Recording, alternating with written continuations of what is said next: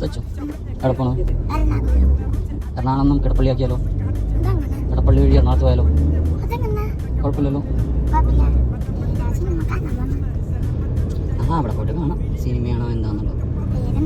അവിടെ പോയിട്ട് കാണാടാ എന്താണെന്നുള്ളത്. സച്ചുവിന് സർപ്രൈസ്. സച്ചുവിനെല്ലാം സർപ്രൈസ് അല്ലേ?